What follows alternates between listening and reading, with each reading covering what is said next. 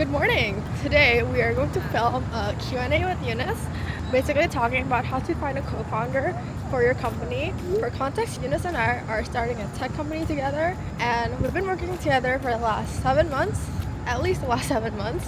While it is a tech startup, I feel like a lot of the philosophies, but a lot of things we talk about can be applied in whatever business you decide to start. Plus, we're gonna go to RC Calls and eat some croissants while doing it because I've been to basically a lot of croissant places in the whole world, and I think that ours called almond croissant specifically is one of the best croissants I've ever had in my entire life. So,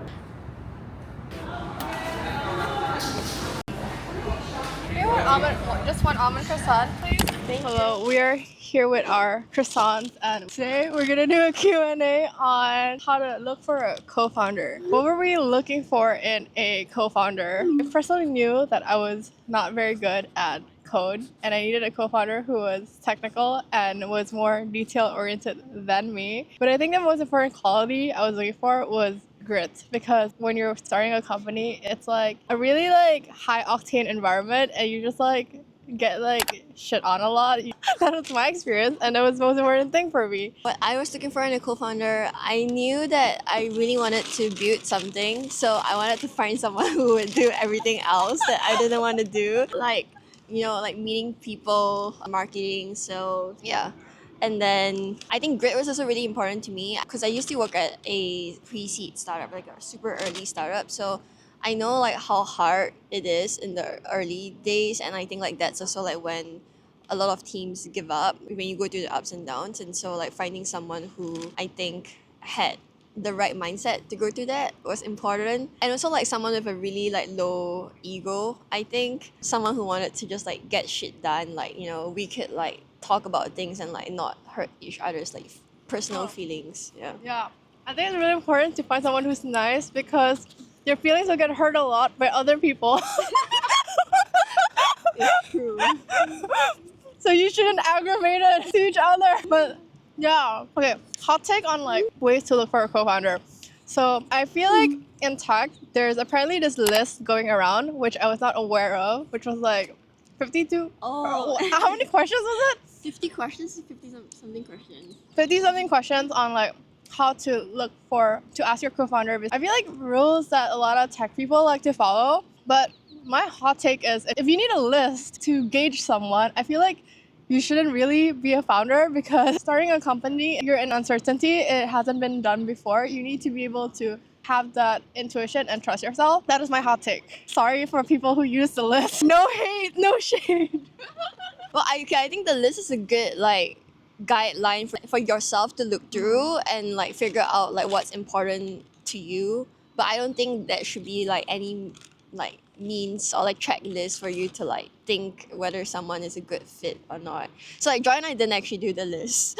My hot take is someone's actually asked me this very recently. Is that equity split. So Joy and I are 50-50, and I know a lot of people out there also recommend 51, 49 or whatever, 50.5, and the purpose is to in an event that you can't decide on something, someone has enough authority to make the decision. Our hot take is, if you need equity to make decisions together, that's another thing to consider about your relationship. Someone asked me about they are a part-time CTO, so they're not full-time yet, and so they were asking about equity split. If someone comes up to you and offer you anything less than 50-50, if not for this whole authority thing, just because they say oh, you put in less work or less time, just don't work with them.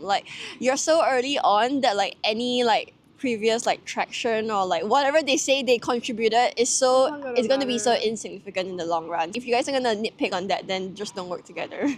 My other hot take is, in tech, there are obviously a lot of smart people, but not everyone actually wants to be a founder. They think they want to be a founder because it looks cool, but I think being smart, having a successful tech career doesn't necessarily translate to a good fit as a founder.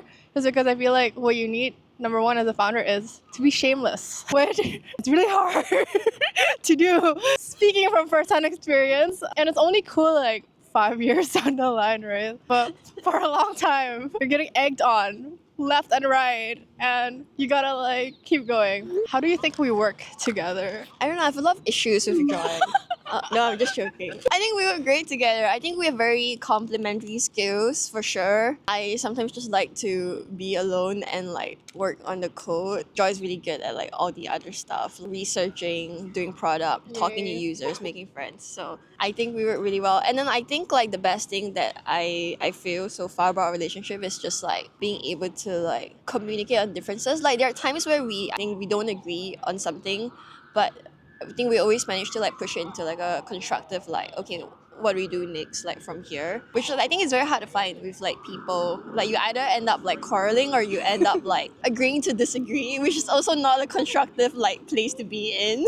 I feel like I saw this tweet the other day, which was like a good sign of co-founder relationship is when you work together, you laugh a lot. And I think we're the two loudest people in. Oh, that's very We're definitely two of the loudest people at the office. So I think it's true. Sometimes like in the past when I worked together with people, I would not laugh a lot. Although it seems like I laugh easily, laughter is a hallmark of a good team dynamic. Would you say it's harder to find a co-founder or a husband? She's married, by the way. Oh, they're equally hard. They're really equally hard. But honestly, at least for me, I feel like the co-founder part has bigger consequences.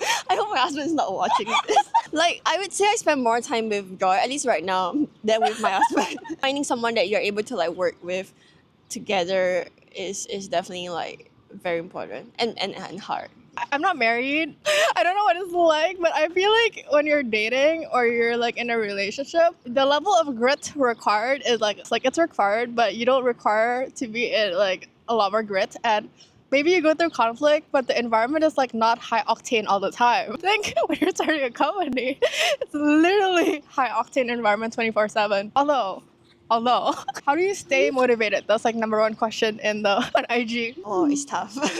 So we're bootstrapped. So I think like one big motivation comes from the zero money in the bank. I think like you sacrificed a lot to be here. And if you're not like making full use of your time, then like what are you doing? That's also like something I think about. Interest and the passion in the space as well, and like what you're doing, how you see it like helping, whatever it means to like you. I think like that's just a huge like part. I think for me, at first, I thought it was a life calling. I like felt like I was called to do this like internally, but over time it's become like motivated by anger, by all the rejections. Like a couple $100 in the bank is, I gotta do something about it, you know? Like can't just have it be at a couple $100 till the end of the year. So we'll hit 1 mil ARR soon. I think the last question is just advice for people looking for co-founders. Biggest advice is no co-founder is better than the bad co-founder, for sure. So like make sure you like really want to work with the person before you go into like anything former. Like working trials, I think it's a good thing if you have the time like and capacity to do it. Yeah, and like don't sell yourself like short as well. Like just be clear on like what you bring to the table and like what you're looking for. Like yeah, like don't settle. Same for relationships. What is the best advice? Oh, find someone who knows what they're getting themselves into, because it's really hard. I think the fact that Eunice worked at a startup, her expectations were aligned. Like she knew it was like gonna be hard, like product was gonna change a lot, versus I think if you come from like a traditional like FANG background, you like are shocked because you just do 1,000 things and change things a lot and experiment. Trust your intuition. Follow your gut, just like a relationship. If you know, you know. Okay, thanks for watching and we'll see you in the next video. Bye!